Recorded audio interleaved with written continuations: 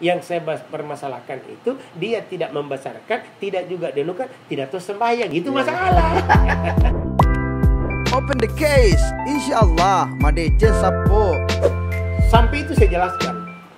Mereka tidak mau terima. Iya. Jadi saya juga bertanya, kalau bapak-bapak di sini tidak membesarkan bismillah, apa pegangan tak? Iya.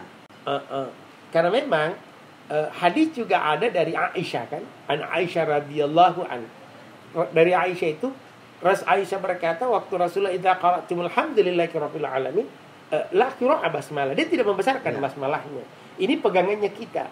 Cuma kita tidak hafal hadisnya. Iya. Tetapi saya benarkan paham saya karena mazhab saya.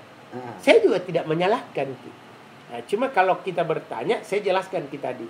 Saya harus membesarkan basmalahku karena itu adalah prinsip dan ilmu yang saya dapat. Dan saya tidak pernah menyalahkan orang yang tidak membesarkan basmalahnya. Yang saya permasalahkan itu dia tidak membesarkan, tidak juga denukan, tidak tahu sembahyang. Itu masalah.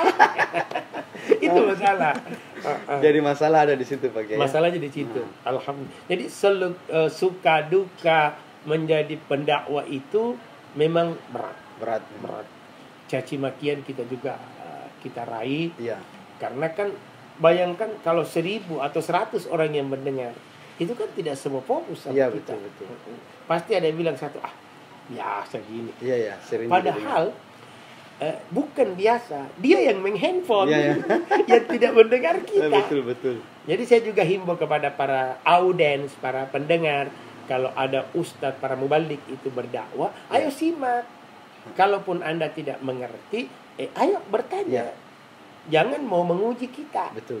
Karena kalau mau menguji, sama-sama kita beruji. Karena tidak semua ilmu kumiliki ada sama antum. Iya. Ada mungkin sama Anda, tidak ada sama saya. Tapi kalau kita saling mengisi, alhamdulillah. Dan saya sangat mengharapkan untuk para mubalik, para dai-dai muda untuk menggunakan seperti ini. Sama dengan Anda. Saya juga belajar dari ceramah alhamdulillah. Jadi makanya pada saat saya disuruh ceramah, Pak Kiai ada di bawah mendengarkan. Terus terang saya mengambil jalur bahasa yang lain. Jadi ceramah yang pernah Pak Kiai sampaikan saya tidak ambil dulu. Tapi itu kan cukup bagus untuk kita kembangkan bersama karena profesi kita kan sama, tujuan kita sama. Ibarat kita pakai sepeda motor ini sama larinya. Anda pakai motor Honda, saya pakai motor Yamaha, sama aja larinya. Betul. Dengan tujuan yang sama, apa yang kita mau sampaikan kepada umat. Betul. Nah, cuma dalam pandemi ini kita heboh semua. Heboh. Makanya lewat ini saja media. Jadi media-media seperti ini memang cukup bagus. Betul. Supaya orang-orang lain juga tahu bahwa inilah kehidupan para dai, para mubalik sebenarnya. Jadi ada pesan kepada para jamaah yang mungkin di rumah. Masalah ini seluk-beluk daripada susah payahnya, bagaimana? Jadi saya cuma berpesan kepada seluruh jamaah, didik anak-anak kita, ambil berkahnya kita. Betul. Karena tidak semua orang memiliki berkah. Dan tidak semua orang tidak punya berkah. Pasti ada berkahnya. Mungkin saya ada, beliau ada, orang tuanya ada, dan disitulah kita mendidik anak-anak kita. Berkah untuk anak-anak kita. Supaya apa ke depan itu mereka bisa menjadi orang-orang pelanjut kita. Saya dengan beliau ini berdua, mungkin 5 tahun ke depan saya sudah tua. Mungkin sudah di atas 57 untuk 5 tahun ke depan. Anda yang baru 17 lagi. tahun. Alhamdulillah. Jadi 17 tahun ya. Jadi saya cuma berpesan buat seluruh jamaah selama ini, ayo buat anak-anak kita. Saya tidak pernah tuntut anakku itu ranking di sekolah. Betul. Saya cuma tuntut dia pintar di sekolah. Harus pintar. Kalau kau ranking, syukurlah. Apalagi kalau kau mau ranking karena kebesaran namaku, sorry. Saya tidak mau. Pada saat saya jadi ketua komisi C DPRD Kota Makassar, yang kalau itu anak-anakku masih kecil semua sekolah, saya memang selalu bimbing, tanya gurumu di sekolah, kau adalah muridnya, di rumah baru saya orang tua. Dan saya tidak pernah mencampuri urusan sekolah. Kapan ada guru telepon, Ustadz, anak tak begini, salah kok itu. Karena itu di sekolah. Makanya aku kasih sekolah situ, ajar karena saya tidak sanggup. Saya kira demikian untuk saran input saya buat para pendengar kita dimanapun kita berada ini. Terima kasih. Tapi ini yang pertanyaan kedua, Ki. Baru satu pertanyaan. Baru satu pertanyaan. Jadi pertanyaan kedua ini adalah kenapa Pak Kiai ini tiba-tiba loncat dari dunia dakwah menjadi dunia politik? Sebenarnya gini, P3 dulu adalah partainya para ulama. Iya. Di zaman-zaman Orde Baru kan. Semua ulama tadi itu yang disebut mantan anggota DPR. Iya, iya. Kiai Haji Muhammad Nur. Iya. Kiai Haji Nur Salim Saleh. Iya. Kiai Haji Harun Rashid. Iya, betul. Semua ini adalah mantan legislator. Yang DPR yang pada saat itu di bawah naungan P3. Iya. Pada saat mereka semua sudah tua dan pensiun, saya kader. Iya, iya. Saya kader. Saya coba masuk di dunia politik ini. Pada saat itu masih ada memang jatah para alim ulama di P3. Iya. Melalui NU, Muhammadiyah, MI, Partai Parmusi, Perti, semua itu kan adalah bagian dari P3. Oh iya. Jadi setiap ada satu saman legislator harus ada ulamanya P3. Iya. Harus ada ulamanya masuk. Dan kali itu saya bukan pengurus. Iya. Saya bukan pengurus.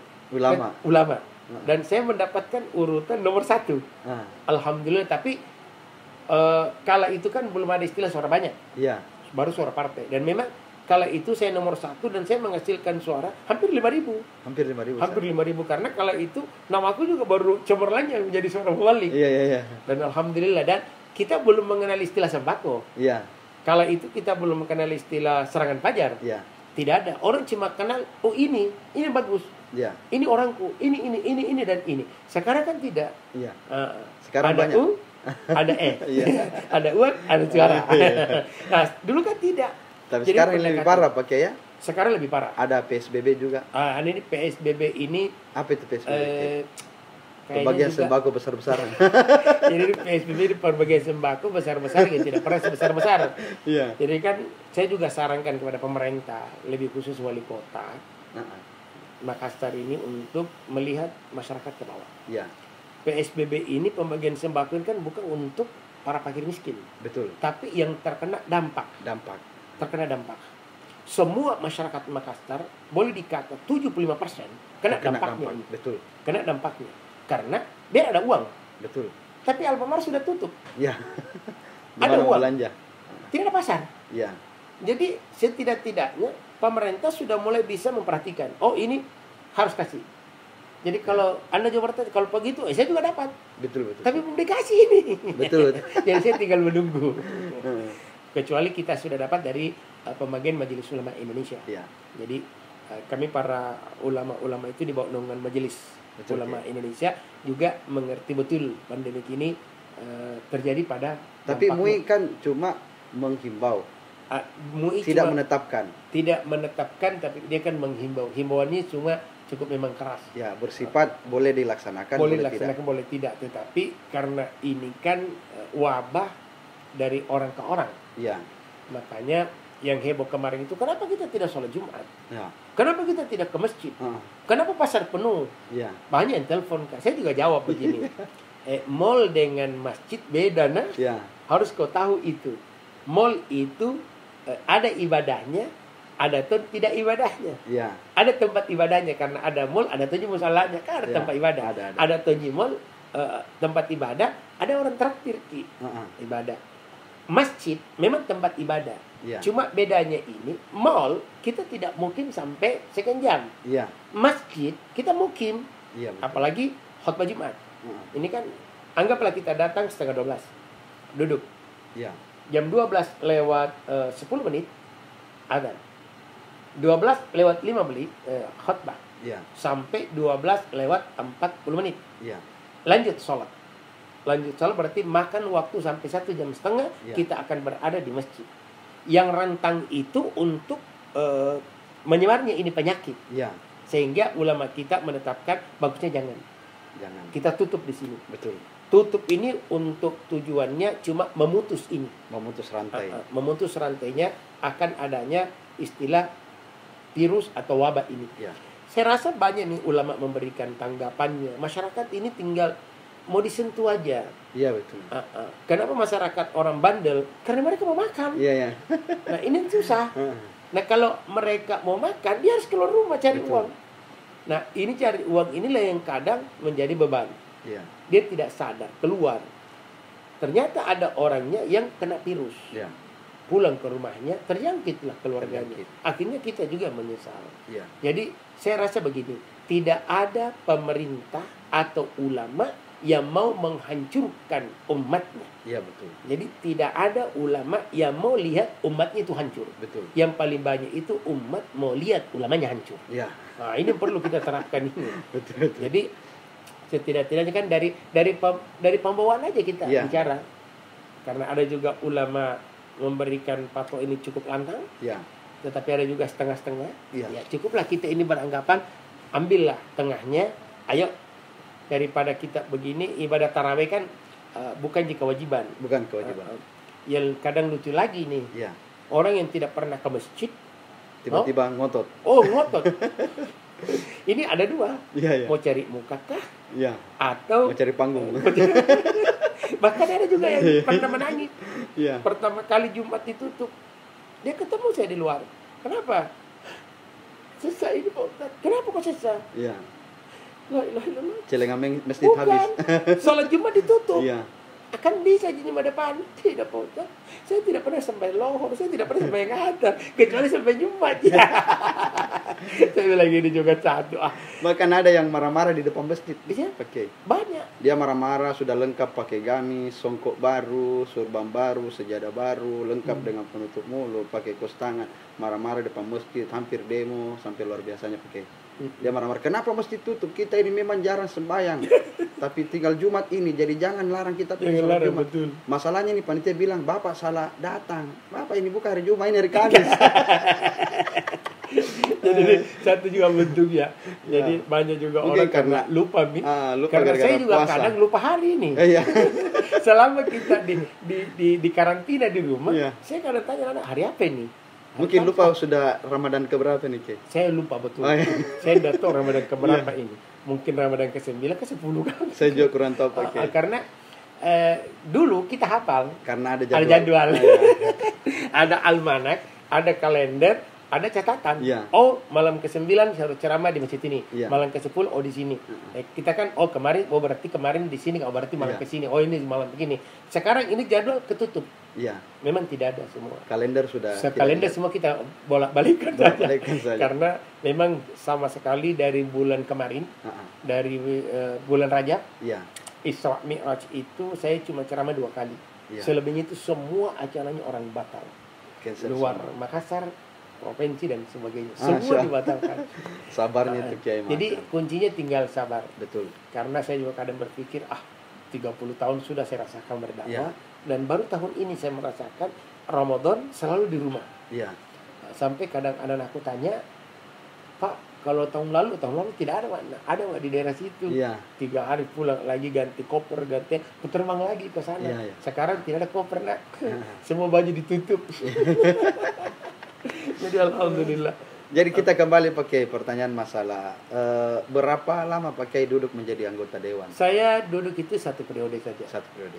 5 tahun dari 2004 ke 2009. Iya. Nah ini lebih lucu lagi karena pertama masuk di politik, saya langsung dapat jabatan yang cukup hebat karena saya langsung jadi ketua komisi C. Iya. Kalau itu C itu di bagian Kesra, pendidikan. Ya. Jadi kesehatan rakyat di dalamnya ada pendidikan, ada agama, ada kesehatan, ada pokoknya banyak di dalam. Di sini saya mulai bersentuhan dengan orang-orang pendemo. Mereka menuntut hak-haknya dan saya harus berjuang betul. Pada saat itu ada pabrik di sini, pabrik rotan. Itu kan memang anjlok. Perusahaannya anjlok. PHK semua, tapi tidak ada pesangon. Saya mencoba baku telepon pemiliknya, semua sahamnya sudah ditarik bank. Dia bilang kalau dia mau ambil diriku, ambil Mbak. Nah, baru itu suku. Akhirnya saya mencoba menjembatani dengan dinas tenaga kerja. Ayo kita dudukkan pekerja, pemerintah, DPR. Akhirnya saya kala itu cari solusi. Kalau masih ada danamu sedikit, ya sedikit. Dia bilang kalau sedikit ada. Tapi kan kalian dapat sedikit. Nah, pegawai juga kalau itu sudah siap semua, ya udah. Akhirnya saya ambil dari pengusaha melalui pemerintah kota dengan dinas tenaga kerja. Saya sebagai saksi, kita bagikan mereka semua pesangon tidak sesuai dengan hasil kerja mereka. Ya, betul. Tapi tidak bisa juga bertindak apa-apa karena perusahaan itu memang anjlok di atas keanjlokan karena semua sahamnya disita oleh bank. Jadi itu satu momen ya. Satu momen. Ada. Tapi sebenarnya kalau DPR banyak momen ya. Banyak yang saya selesaikan. Tapi lebih mana baiknya menjadi seorang mubalik atau menjadi seorang? Kalau ditanya itu dua-dua bagus. Tetapi kan kita DPR itu kan cuma cari nama. Ya. Pejabat kan. Ya. Tapi kalau Ustadz lebih ada namaku. Ya. Berarti kan bagus. Tidak ada pensiunnya. Pokoknya semua. Di sini orang katakan banyak gaji. Ya. Kalau kita bicara dakwah lebih banyak gaji di dakwah. Ya. Kadang di sini saya dapat sekian, 3 kali lipat di sini. Iya, dakwah. Jadi sisi dua-duanya ini baik. Yang pertama itu kalau kita kekuatan ada, kita bisa memberikan bantuan sama orang miskin. Saya kasih contoh. Dulu di Al-Markas itu banyak penjual es cendol. Waktu saya masih anggota DPR, saya tamengnya terus terang. Sama penjual ikan di Langgau sih, ikan bolu. Itu saya tamengnya. Oh, kita tamengnya. Artinya pemerintah kota tidak berani menggubris karena saya ada. Dan saya mati-matian. Pertama, saya mati-matian karena dia adalah pemilikku. Semua wargaku. Dan semua teman-teman kecilku. Ya sudahlah, saya jadi superhero. Saya rubah diriku menjadi Superman. Kadang jadi Spiderman, kadang jadi Megaloman, kadang juga saya jadi superhero. Masya Allah. Kadang jadi Tarzan. Bukan salesman. Jadi di situ saya mulai bekerja untuk mereka, karena saya pikir mereka mau hidup. Betul. Jadi begitu pemerintah kota membersihkan, saya pasti harus ada di tengah-tengahnya. Betul. Akhirnya pembersihan kala itu dibatalkan lagi. Kenapa? Ada kekuatan politis yang ada pada diri saya. Karena di balik itu wali kota juga butuh sama saya. Anggarannya kan tidak bisa kita pakai kalau saya juga membengkak, tidak mau tanda tangan. Bisa akhirnya kita barter seperti itu, diberikanlah kekuasaan. Setelah saya hilang dari dewan, dipatah sapi itu dibersihkan. Kenapa? Tidak ada vitaminnya. Tidak ada pelindungnya. Saya juga kala itu ada gigiku, tapi tidak taring. Ada tajiku, tapi tidak tajam. Tidak tajam setajam yang dulu. Tidak, dulu tajam. Kalau A itu udah bisa B. Kalau sekarang kan A, B mau deh. Jadi karena bisa ditawar. Tidak ada Mi. Jadi mereka juga rasakan kecuali penjual ikan bolu yang di Lenggau, yang menjadi pelalangan di perkampungan. Karena itu memang perjanjian saya dulu dengan pihak pemerintah. Karena ini kan tidak mengganggu arus lalu lintas. Walaupun sebenarnya masyarakat ada yang tidak senang dengan adanya, tetapi ini kan tidak seperti kumuh pasar-pasar yang lain. Saya kira demikian untuk di waktu masih di DPR. Jadi baik sisinya dengan dakwah ulama, dengan seorang legislator, mereka masing-masing punya keunggulan. Mungkin ada pesan kepada para pemerintah saat ini yang duduk memperjuangkan nasib rakyat. Jadi saya cuma berpesan kepada saudara-saudara saya para legislator untuk mengawal ini prospek kehidupan, karena saya tahu dan percaya bahwa setiap legislator ada wilayah tersendirinya, ada dapilnya. Jadi untuk wilayah di sini dapil 2 ada 10 kursi dari berbagai jenis partai. Ayolah coba sedikit jadi Superman juga. Betul. Kalau bisa jadi jangan super busa, jadi superhero. Ya muncul di tengah, karena masyarakat juga sekarang mencari mana semua nih wakilku di DPR. Mereka bukan sembunyi, mereka karena mereka juga kena dampak. Betul. Mereka juga kena dampak sehingga dia tidak berani juga memunculkan dirinya. Betul. Tetapi setidak-tidaknya dia bisa kawal, kalaupun ada sembako yang diberikan oleh pemerintah, dia harus kawal ini barang. Harus kawal, karena di dapil ini 10 orang. 4 kecamatan ini. Masa tidak bisa Ki? Betul. Jadi setidak-tidaknya anggota DPR juga harus membentengi. Belum lagi DPR provinsi yang mewakili Kota Makassar dari 2 dapil ini. Dapil A, dapil B. DPR RI. Jadi DPR RI kan dapil 1 Makassar sampai ke atas, sampai ke Selayar. Dan semua ini harus memperlihatkan jati diri. Betul. Saya mohon jangan cuma di media sosial Anda bicara. Ya. Kami tidak butuh media sosial sekarang. Kami tidak butuh Facebook Anda. Yang kami butuhkan dirimu berada di tengah lapangan. Betul, betul. Nah, karena saya pernah alami, saya langsung terjun. Saya di tengah-tengah. Pokoknya kalau berhadapan dengan Satpol PP, saya berhadapan. Alhamdulillah. Jadi biar bagaimana kan Satpol PP tidak bisa berkutip. Kapan ku macam-macam, ku foto yang garang dulu. Betul. Jadi mungkin itu saja Pak Kiai. Insyaallah mudah-mudahan kita menjalani Ramadan ini dengan penuh keberkahan. Amin ya rabbal alamin. Lebih dan kurangnya mohon dimaafkan. Wallahul muwaffiq ila aqwamit thariq. Assalamualaikum warahmatullahi wabarakatuh. Waalaikumsalam warahmatullahi wabarakatuh.